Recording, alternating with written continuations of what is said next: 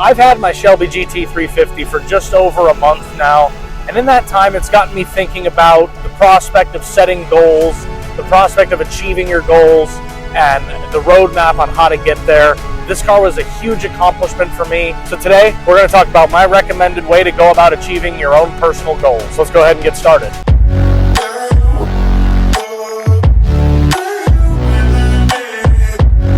How's it going, everybody? Dom from Formal Debut here, and welcome back to another episode of Sunday Drive. We're going to talk about my personal roadmap to achieving my own financial goals when it comes to dream items that I one day want to own. And like I said, I've been driving my Shelby GT350 now for about a month, just over a month. This car and many others like it have been a huge long-term goal for me for such a long time, such an aspirational long-term goal for me that it's had me thinking about, my personal goals and what it actually took in a realistic sense to actually achieve the goals that I had. Now, this can go for anything. For me, it kind of revolves around cars, but it can be a home.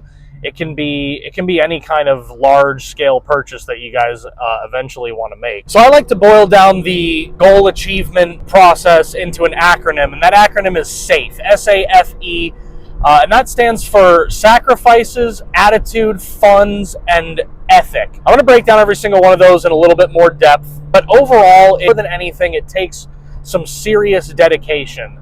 Now, unless you were born wealthy or you've just had an ability to just buy whatever you wanted at any given time, this is going to have to be a necessary part of your life. Setting goals and finding actual ways to achieve those goals is really kind of what makes you progress in life, because without it, you really don't have any direction, you don't have anywhere to go, you don't have anything to really work for. So everyone has goals, whether they be personal or financial or anything like that. Now, personally, I have the goal of, there are 10 cars that I need to own before I die. We've discussed that in another video in the past. So that is a very long-term goal. That is a lifelong goal for me, but achieving just one of those 10 cars, which is what I did in the case of this Shelby, was a huge accomplishment and definitely challenged my ability to practice the acronym SAFE. So let's go ahead and dive down deep into that acronym, and I'll explain a little bit more what they mean. Starting with S. Now, these are in no particular order of importance. It just kind of makes for a good acronym. S stands for sacrifices. Sacrifices meaning simple life things that may distract you from your end goal. Now, in the case of this car in particular, this car was incredibly expensive, and it is incredibly expensive to own. So that required me to have to make sacrifices. I am not a shopper. I don't spend money on clothes, on jewelry, on watches, and other expensive luxury items. I don't eat out very often. I tend to eat at home. And those are some of the sacrifices I've had to make in the chase of a long-term goal, such as a large purchase like this. I can't afford to do all of those things. I can afford to have a handful of those things.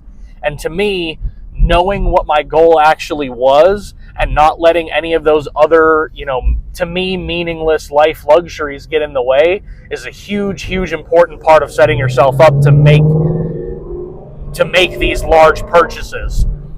Now, when it comes to a car in particular, I didn't really follow my own advice on this, and that would be impulse buying things that you really, really don't want.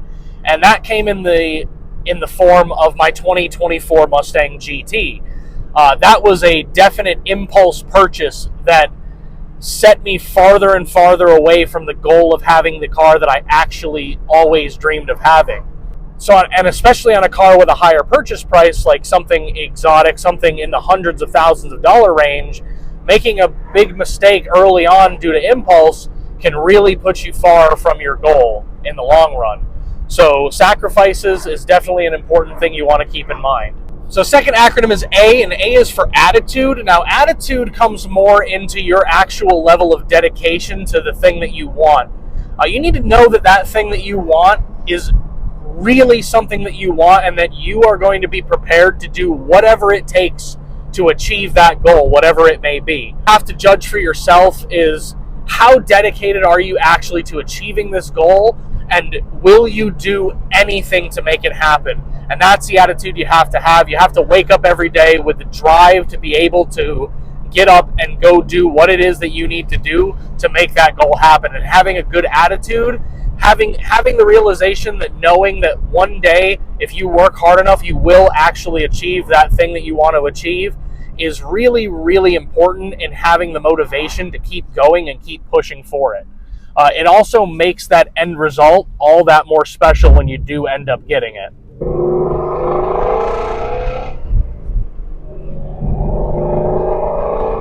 Moving on to F, and F is for funds. Now, funds, that's a pretty simple one, and that is not only having the money and knowing exactly how much the thing is going to cost, but making sure that your career path and your job description can actually supply the amount of money you're going to need for said purchase.